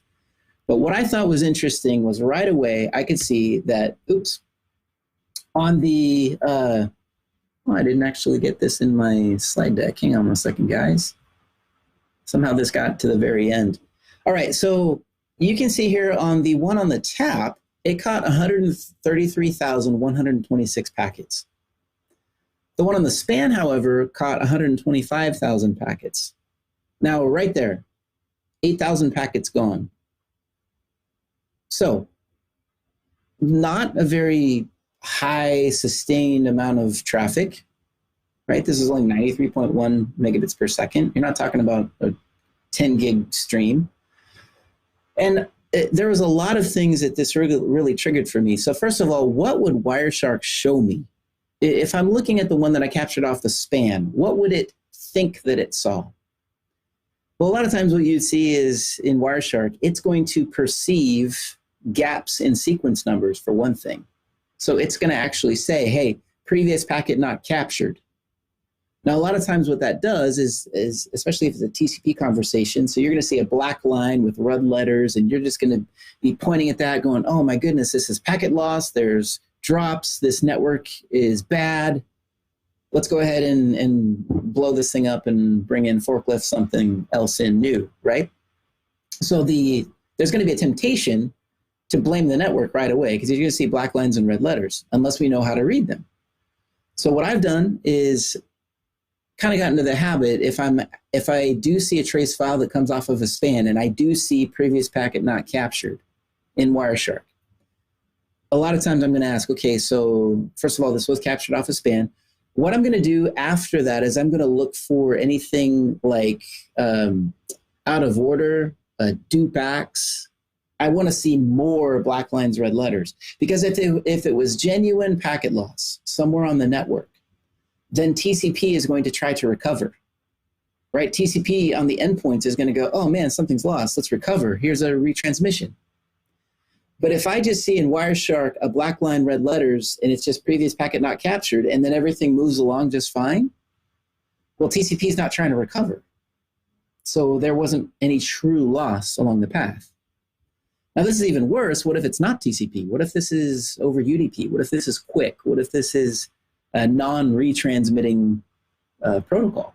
Well, then I'm in big trouble, right? Because I don't know if that loss, quote unquote, from the span was legit, or if this was due to the way my capture perspective, the method of getting traffic off the wire. So I thought that this was an interesting case, right? Another thing that was very different in these trace files, and I'm upset at myself because I've long lost access to those traces. I simply don't have them anymore. But another thing I do remember about them is that the packet timing, so the timing between the packets, those delta times, was also very different between those two trace files. On the tap with the OptiView on the right, it was almost like a clock. You could see this was basically a burst of traffic from one device to another, right? And I was capturing it right off of the sender. So you could see packet and then a mathematical amount of space, packet, mathematical amount of space. That space there was no jitter. There wasn't a lot of variation between packets in terms of that timing. But as soon as we involve the span, that's where we see some of that timing can be involved. So maybe the switch, it might send 10 packets over to the OptiView, or the one on the span, and then it keeps going with its merry life, and then it goes, and then more traffic queues up, and then it bursts that over to the analyzer, then keeps going, bursts the next block over to the analyzer. So you can see like queuing even happen with spans. So I'm actually going to show you this in a trace file in a few minutes, but so there's two problems here. So first, the tap saw all the traffic, the span did not. And the tap also accurately sent the timing over to the analyzer where the one on the span did not. So if timing is important, that's going to be also something that it's just a flag that goes up in my mind when I'm capturing on a span, something I want to make sure that I consider as I go forward. There's a few other things that spans that are, I'll go and leave this slide up since we're talking about spans. A few other things that come to my mind as soon as I'm working with a span capture is false duplicates. So let me give you guys an example. So let's just say the client on the left is sending traffic to the client on the right. Well, if I set up my span improperly, or if it's in a situation where I'm capturing a packet and sending it over to my span twice because of the configuration, that's something I also want to consider. So how could that happen? Well, on the span, I could say, okay, let's just say that they're connected to port 1 and port 2, and my span is port 3. Well, I could say copy ingress traffic in and out on port 1 over to the span. Then capture everything in and out of port 2 over to the span. So what happens? Let's just say the one on the left is pinging the one on the right. That ping goes off. A copy of that ping is sent over to my OptiView because it's on the span. And then as that ping leaves, another copy of that ping is sent over to my OptiView. My OptiView will see 2 pings, right? Because that's what was sent to it from the span. So false duplication of packets. And this is something that I'm telling you guys, I see a lot with spans and how they're configured, and especially in data centers with a lot of things flying around. That's also why some companies that do tapping and do packet brokers, they actually can do deduplication, because this is such a common problem. We send them way too much because we're sending them one packet 3 times, and these devices, some of them are intelligent enough to deduplicate it. Actually, even within Wireshark, we have deduplication as one of the functions we can do with some of the command line tools. However, if it's the first time that you've seen it, you're going to see every packet is basically retransmitted, especially if you're looking at a TCP conversation. You're going to see 2 SYNs, 2 SYNACs, 2 ACKs. So you're like, okay, am I looking at 2 different handshakes? No, because those 2 SYNs happened within microseconds of each other. So that's another level of interpretation that I now have to do as an analyst when I'm dealing with a packet trace. All of this just amounts to, I just call it dirty data, where I don't accurately see what happened on the wire. I have to do analysis as an analyst to, remove some of that static away from my already complex trace file that I'm looking at. So the simpler the capture, the more direct to the hardware, the better. That's always kind of what I go for. Now that was a bit on tap versus span. Before I go into the next conversation on how much can a device even capture, how are we doing on questions? What do you guys think? I think it's great. I don't see a question in chat. But I just kind of wanted to reiterate one of the points you mentioned. And again, this is like every time you come on, I learn something new. When you are capturing from the span, you said there might occasionally be a packet missing, or you would see it in Wireshark where it says previous packet not captured. And if that was a TCP session, TCP would try to recover. But if you continue to see that connection working without issues, without retransmissions, without anything, then that was the span, that was the switch that dropped the packet. It wasn't necessarily lost in transit, and TCP was trying to recover. I think that was just absolutely brilliant, and now I know. Yeah. So the other thing, if it was legit, I'm sorry, Jordan. No. Please finish up that train of thought. Yeah, if it was legit loss, TCP will need to recover. Dupacks, out of orders, fast rechance.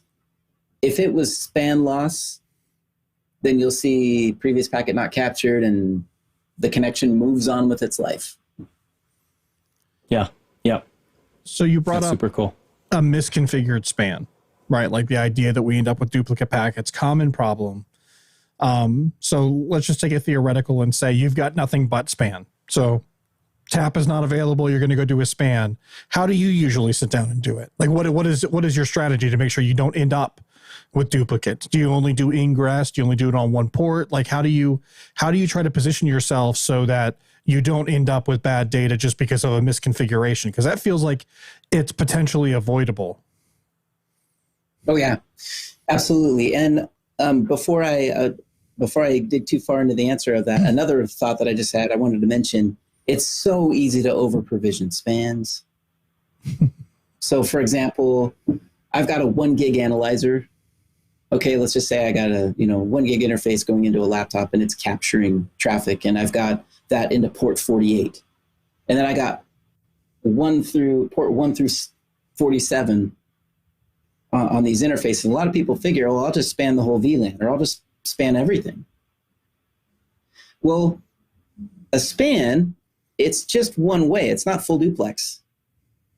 You're sending data to me at the potential of 1 gigabit per second. But if you do the potential of the rest of those ports that are full duplex, see, port 1 alone has 2 gigs. If it's, let's just say everything's 1 gig. If port 1 alone has 2 gigs of potential, you could have 1 gig going in and 1 gig coming out. If both of those are maxed, I still will only get half of that stream. At best, I hope for 500 in and 500 out. A span could handle that on one port. Now I throw 47 ports at it. Okay, 47 times 2. Right, so now we're up at 94 gigs of potential. It's unlikely we're going to see that, right? Not at once. However, I got 94 gigs of potential out there, and I'm sending it to a 1 gig interface. So another problem that I'll see is that these captures, it's like they'll get slammed, right? Like you see a full gig coming in, and I'm like, how many ports are we capturing here? How many are being sent over to the span?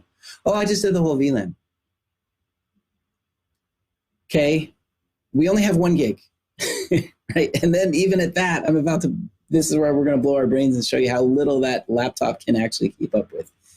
But the point is, spans are very easy to over provision. So back to Jordan's question, when we're using spans, which, look, we have to.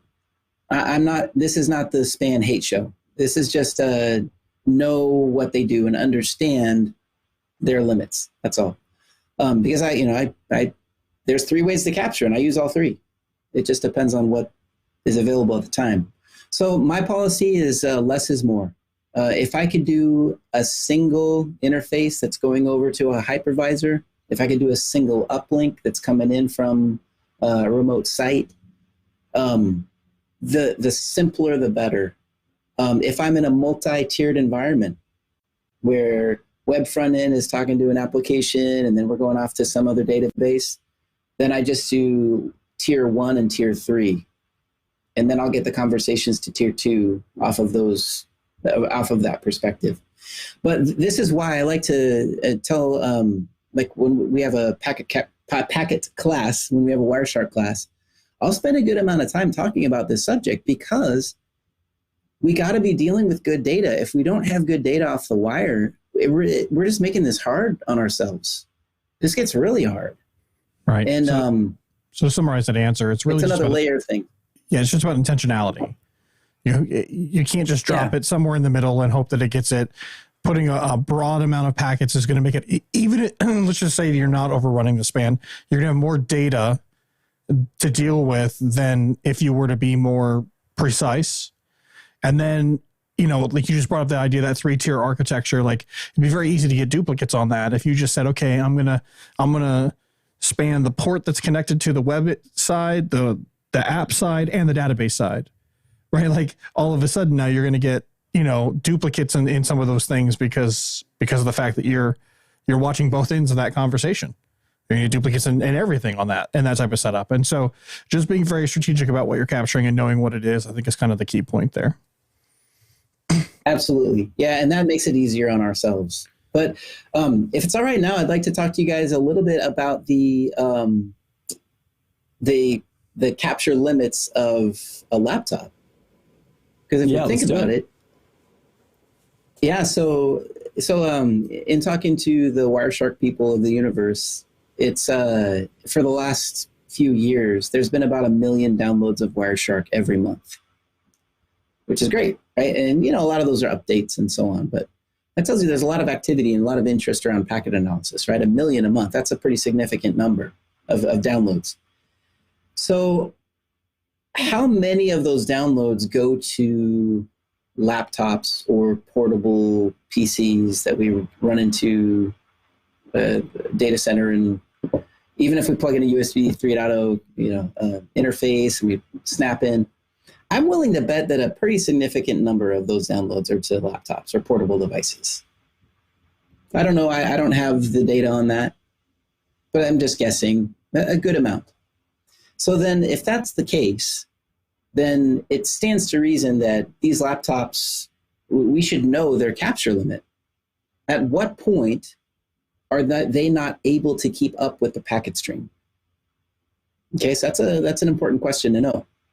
So what I did is I did some testing here, and I just thought I'd share this with you guys. Now, there's a few different ways that we can capture traffic. Let me just pull up this slide here. Let me just tell you a little bit about this one. I did this presentation at SharkFest a couple years back, so if it's familiar to anybody out there, that's where you may have seen it before. All right, so here what I did is I took a traffic generator, and it was actually that OptiView XG that you'd seen before. The reason why I like to use the OptiView XG in this example is because it can send wire rate with absolute precision up to 10 gigabits per second. By now, it might have a 40 or 100 gig interface, but the one I was using had a 10 gig interface. So that tells me I don't have to question my source, right? I don't have to worry, is this source really sending out 100,000 packets, or was it like 98,000, right? What I capture is only going to be as good as what I sent, right? So my traffic generator was clean. It sends 100,000 packets. And the first point of capture, you can see here the hardware, the HW. So this was my hardware capture device. It also had a built-in tap to it. I actually have one here. It's from ProfitTap. This one's called the IOTA. And it has a built-in tap as well as does packet capture, okay? So it was able to bring the traffic in and forward it along at wire speed. So I'll get into the results of what I saw at that level, but I just want to show you. So it's basically a piece of cable coming from that traffic generator to the hardware box, and then another patch cable going over to the tap. That tap then sent down to a laptop with a copy of Wireshark on it, and this was just into a basic, it was a MacBook Pro. I think I borrowed my wife's MacBook Pro, but it's still 7i, 16 gig RAM, decently resourced device.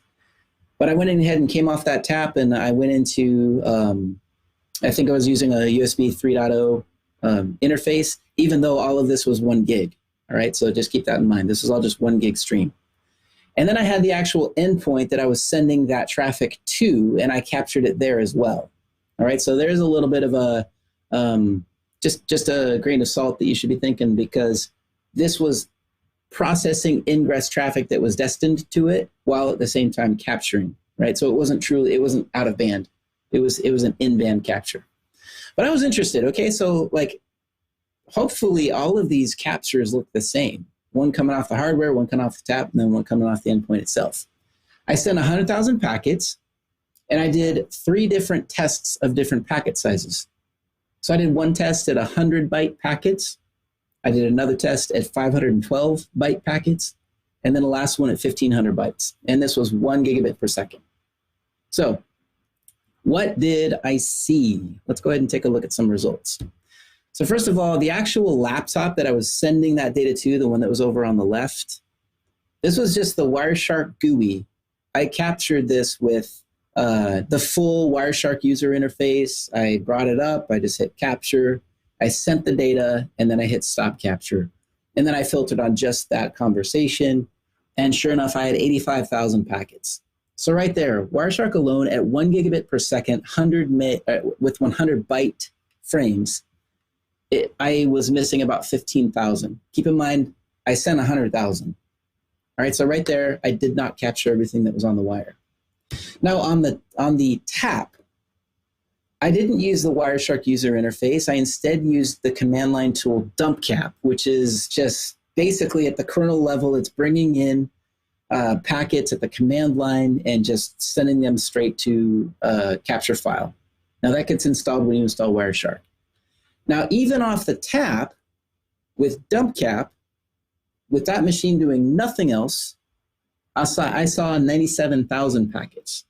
So good, I got the majority, but still I was missing 2,800 packets. Now with the hardware device, the actual ProfitShark, or it was the actual ProfitShark, but it's very similar to the box that I'm holding right now, the IOTA. They do basically the same thing, but it saw all 100,000 packets. But here was the catch. And what I'm going to do is I'm just going to drop this little presentation. And what I like to do, I'm going to actually bring up the notes that I had. I'll talk you through this just because it's there's a lot of numbers here. So basically, this is the actual results from the test. Let me just make this a little bit. I was going to say, if you can make that a little bigger, that'd be great. There we go. Thank you. Yeah. Coming in. All right. So basically over here, the type of traffic, benign IP. So don't worry about that. It was just benign IP traffic. There was nothing to process at layer 4. The rate sent. So I sent some at a 1 gig full. Then I turned the volume down to 500 meg, turn the volume down, 250, then 100, then 50, then 25, then 10 megabits per second. Then the size of packet that was actually sent, was it 100 bytes, 512, 518, right? Because if I have 100 gigs of small packets, that's a lot more packets. My interface is working harder to bring those frames in, where with a large packet size, it doesn't work as hard, okay? So the Wireshark capture with the user interface on the MacBook, you can see 85,000. It got a little better with the larger packet sizes, but you can see even when I halved the amount of traffic, I was still at 98,000. I still wasn't capturing everything. I had to ratchet the volume down to 250 megabits per second before I could capture all the packets with the Wireshark user interface. That's what at 512 bytes. Coming over here to my dump cap, this is off the tap. Same rate, I had to go down to 250 megabits per second before I could capture all of the traffic. But here's the catch. By the way, the ProfitShark, it was like a clock. It captured all 100,000 every time, regardless of the frame size. And also it kept here, let me show you guys. When I brought up the actual trace file, and I have this prep for you, here's the Wireshark trace. This is also something that I looked at and considered. This is an example of one of the packet captures. I think this was the 1 gig, 100 byte capture from the Wireshark user interface. And right here, this is what I would look for. I know this doesn't seem super significant. Sorry guys, I just lost it. Where did you go? There was a delay. I'm looking at my delta time here. You see how I'm delta time 1 and 0, 1 and 0, 1 and 0? There we go. So I've got 115 microseconds, and then 1, 0, 1, 0, 1, 0, 1, 0. Then I see another delay like that, 120 microseconds, then 1, 0, 1, 0, 1, 0, then 150. So what that does is it basically tells me that the analyzer is gulping. It's almost like filling your mouth. Let's just use a beer example. It's like bringing a bunch of beer into your mouth, then gulping, and then bringing a bunch of beer into your mouth, then gulping. So what actually happened on the wire was that all of these delta times between packets was perfect. It was like a clock. That's what I saw on the ProfitShark. However, on the dump cap and the Wireshark capture, the delta times between the packets were not correct, even when we were able to capture all 100,000 packets. So what I wanted to do was turn down the volume until I stopped seeing these gulps. This is just where the analyzer is actually bringing them in. And what it does is, since the analyzer can't keep up with the data as fast as it's coming in, it'll basically bring in a block and just say, it'll timestamp them, because the analyzer is trying to timestamp these packets as fast as they come in. But what happens when it gets congested, it'll bring in 10 packets and it'll say, you know what? All 10 of you arrived at the same time. Stamp, stamp, stamp, stamp, stamp. Then it'll bring in the next 10. All of you guys arrived at the same time. Stamp, stamp, stamp, stamp, stamp. Which isn't true. That's impossible, right? They came in serially. So these gulps. So what I had to do, and going back to my test results, that's where I save it. I'll just interpret this for you. Varied, varied, varied. It wasn't until down here, you see not bad. I just saw a very slight variation in the delta times between packets. I had to wait till I got down to 10 megabits per second at 512 bytes per packet before I did not see jitter or induced jitter because of the capture method in the packet stream. So while I was able to get everything at higher speeds, the delta times were skewed. I didn't see the exact timing because the device that was doing the packet capture could not keep up with the amount of data coming in. And let's face it, we buy these laptops, Dell, Lenovo, ThinkPad, Macs, whatever.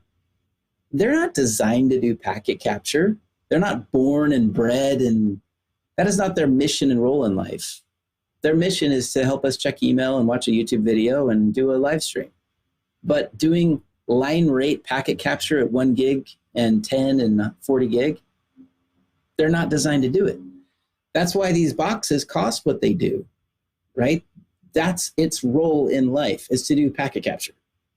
So if timing is super important and making sure I do not lose a single packet, I use a tap and I use a purpose-built hardware analyzer to bring the traffic in. Then I have a clean data set and I can move forward with my analysis without questioning the capture method. So, to blow your brain, Tony, reliably, I have not been able to do packet capture on a laptop faster than 10 megabits per second. That is unbelievable, but yet you have the data to prove it, you know, so I have to accept it as truth. But yeah, holy cow. Yeah, I can't believe that number was lower than I thought. I knew for sure, as you know, like just to your point, the laptops aren't made for this purpose. When we talk about the network cards in these devices and the processor and whatever, like this type of accuracy is not what they're built for. And so with that, I knew that there had to be a point at which it became as okay, you overload it, but I assumed we'd be talking 100 meg plus. It blows me away that we're talking about 10 meg is all the more you can do with accuracy. And here we go, full circle. So all of my caps are lies. Well, all of them. Yeah. So where do we go, right? I mean, does this mean that we have to question everything? No. A lot of times we're dealing with, I guess it just depends on what kind of environment we're capturing on. But I will say this, guys, and for the attendees that are out there, if I'm doing anything north of 100 megabits per second, I don't even think about a laptop. I can deal with some skew of a few microseconds when I'm dealing on an 80 or 90 meg stream. I'm fine with that. I'm not doing, as long as I have everything and the trace doesn't look weird. My brain can get around a few microseconds. But if I'm north of 100, if I'm north of a gig, forget it. There's no way I'm doing, even if the interface says it can bring it in at 10 gig, or if it's a USB 3.0 and it's like pounding its chest, I can do 5 gig capture. No. So we have some questions here. So the first is, what is the bottleneck, right? Like, is it the NIC, the CPU, the kernel? Like, do you know, or you're just kind of looking at the aggregate results? That's a great question. I've done tinkering as far as trying to, like, for example, on a Windows box, like to basically unload the packet driver or the actual IP stack, make it as dumb as I can to get down to the kernel. I haven't had to get into it that deeply myself, other than optimizing a few settings within Wireshark. So I'm sure there's lots of bottlenecks. It could also be that the machine was just busy doing some kind of some other process at that moment in time. Yeah, understood. Mm-hmm. What if, you know what I mean? What if I had, 20 tabs open in Chrome and then tried to do a packet capture? Right. So I know that's involved. So what we can do is we can try to quiet our machines down as much as possible, dedicate a device to packet capture, maybe even unbind the IP stack, and just have NPCap running. And that might get us the most mileage out of our laptop. But the fact remains, though. Go ahead. Go ahead. I didn't mean to step on you. I thought you were done. Go ahead. Finish your thought. No, it's okay. Yeah. The fact is, though, if I'm doing real packet capture these days, especially in a data center environment, if I'm up into the 5, 10, 40, 100 gigs, I got to buy some hardware at some point. Right. So Thomas is asking, basically, like, have you done it? Your examples use MacBooks. I think it's easy to kind of point at the MacBook and say, okay, well, the MacBook is really a consumer device. What if you did something with Linux that was, more optimized, right? Have you looked into that at all? Or is that... So what I did at SharkFest, this is what I did at SharkFest. I challenged the audience. What I did is I did this exact same scenario, and it was 2-3 years ago, and we were in Berkeley. And I sent 100,000 gig stream into an aggregation box. It was a Gigamon visibility switch. And what it did is it takes that box, takes it, and copies it out all other interfaces. So basically, I had a switch, one ingress, and 47 egresses. And I had a ton of cables hanging off that thing. And I was like, bring up your device.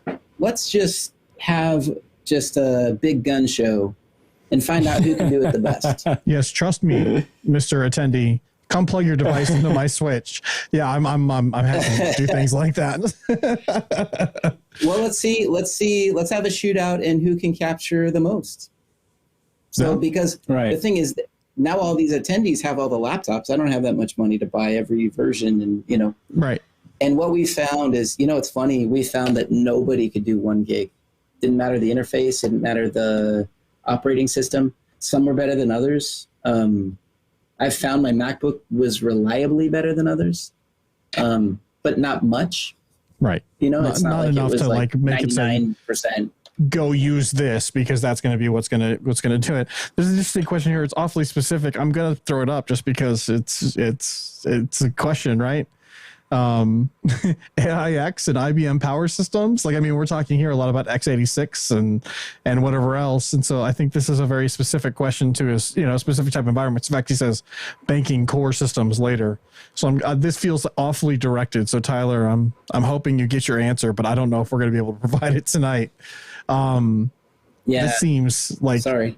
Yeah, no, this seems awfully specific, but I thought I'd put it up there just in case there was an off chance that you actually had. But I can tell from your response that not a lot of AIX lying around the house, Chris.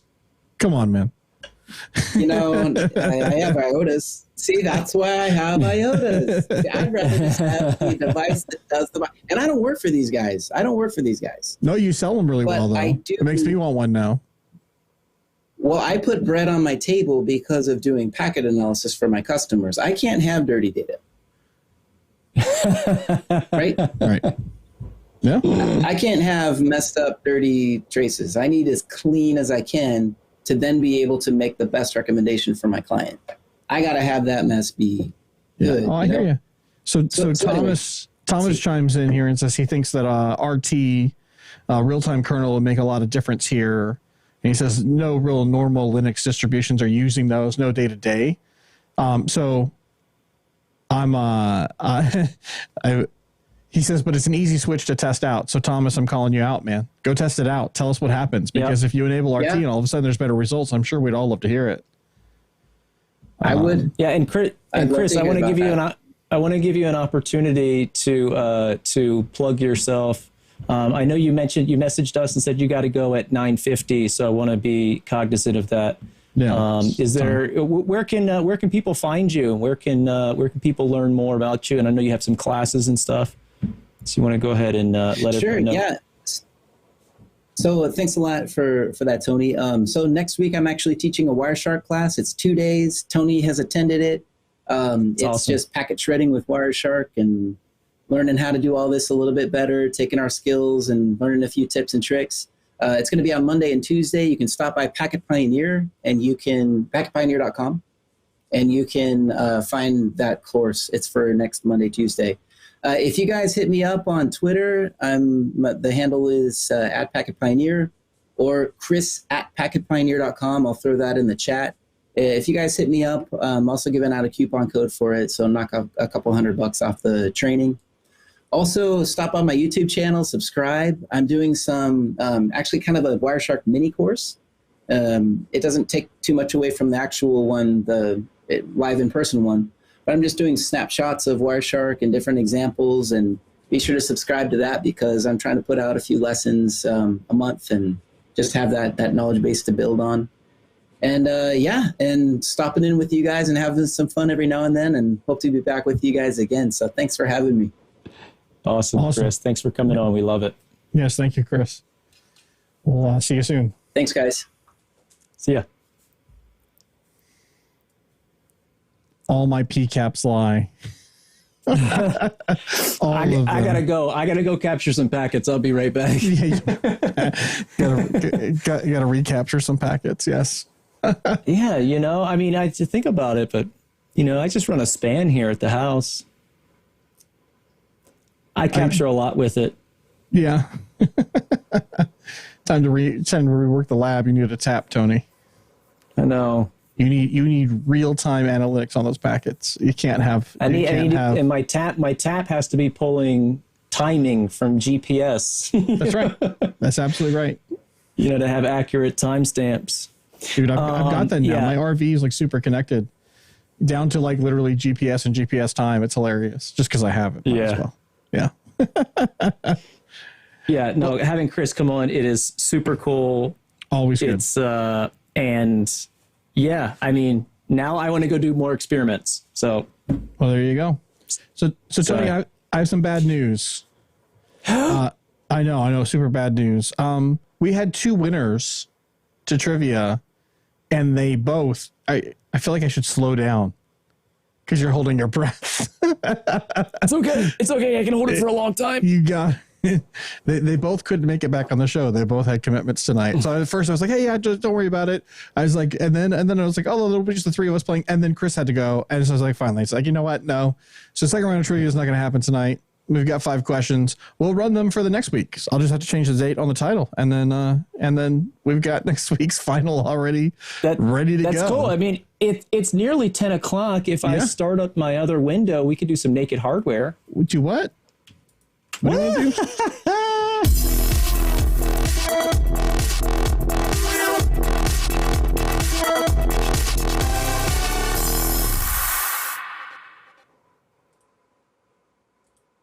It's all you, man. Okay. Yeah. Sorry. I'm trying to get my other screen up and ready. And here we go. All right. Thank you, everyone. I see Twitter up. Is that what you want up? Not exactly, but... Okay. And you know what? This is always when my computer starts acting real sketchy, is when I start bringing up images. I don't know why. It's the end of the show, so it's had the time to adequately overheat over time. And now everyone's paying attention to you. So of course now's the time that it's going to act up. I see like a Windows Explorer up now. I'm gonna. Yep. Go ahead. I'm gonna drag that image over.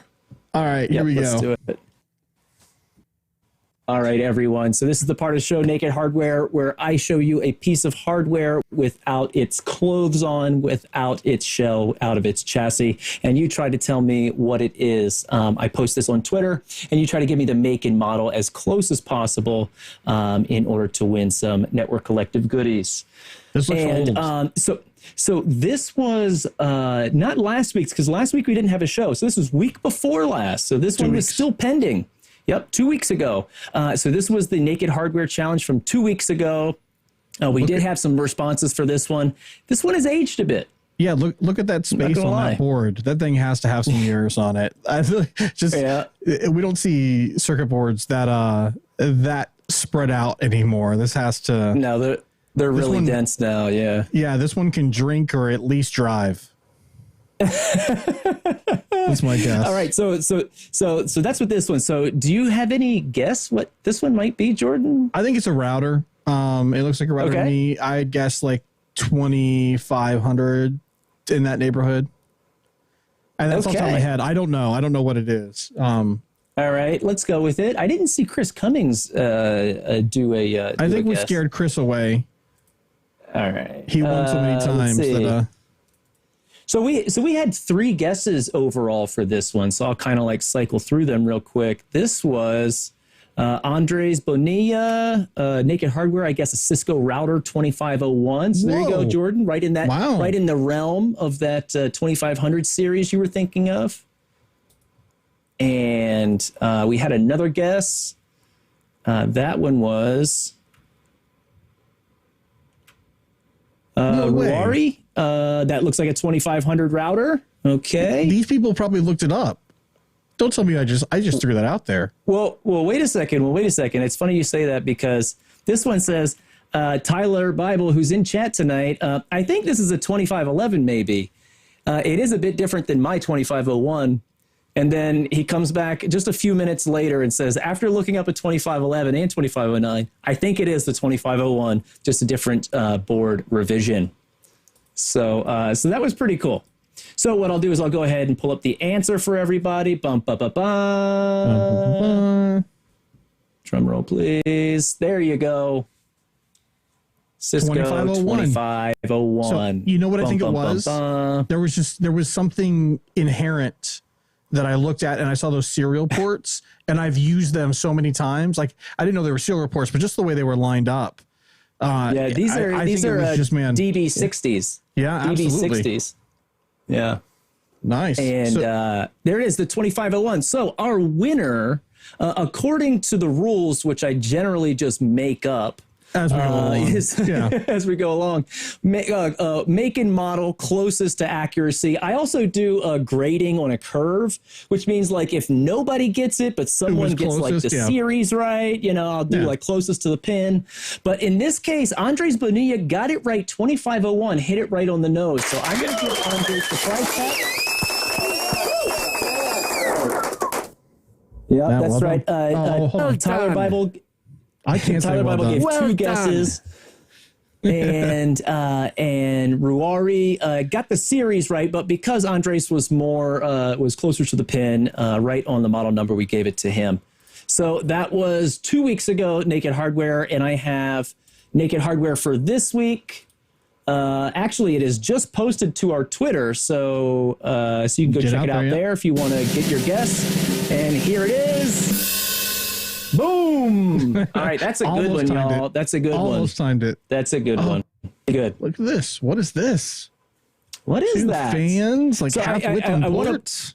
I want to point out most of these that have come in the past few weeks and then that will show up in the next few weeks have all been community donations. So thank you everyone very much for sending me your Naked Hardware pictures. Absolutely, I'm going to get to them all. I don't remember who gave me this one. I will give credit next week when we reveal the answer. I will find out who gave me this one.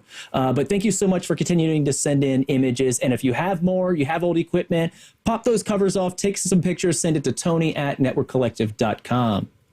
And go head over to Twitter right now and submit your guesses. Yeah. So what are the rules? I have to put the Network Collective hashtag. Naked Hardware. Reply to the tweet. Hashtag Naked Hardware. Closest make and model. And hit it. See what you got. There you go. Very All right, cool. man. Well, it's time. We nailed it right at 10:02. Chris is awesome. Chris is awesome. Like, I have him on the show as much as he wants to come on. Like every time he comes on, let me tell you what. If anyone has the time, you should definitely take his class. He mentioned if you reach out to him, he'll give you a coupon code, knock a couple $100 off, I guess. Yeah, that's great. And that is super awesome. It doesn't matter how senior you are in your networking career. You will go to Chris's class and you will learn some cool stuff. Definitely. He'll start you right off at the fundamentals and walk you right up through like TCP congestion algorithms. And you won't be able to keep up. Awesome, Preston. Thank you so much. Yeah, Preston donated a whole bunch. And so I've been labeling them who they are from, but this one I didn't have a label on, and I just didn't have time to look it up before the show. So Thank you, Preston. Yes, thank you, Preston. All right, well, we'll wrap it up. So if you're watching and you made it this long, thank you. It's awesome. We love having you come out and participate in the show with us and chat and joke around. It's just a ton of fun. If you aren't familiar, or this is your first time, or you're just kind of stumbling across what we're doing, check us out what we do. Networkcollective.com. We have a podcast that comes out regularly.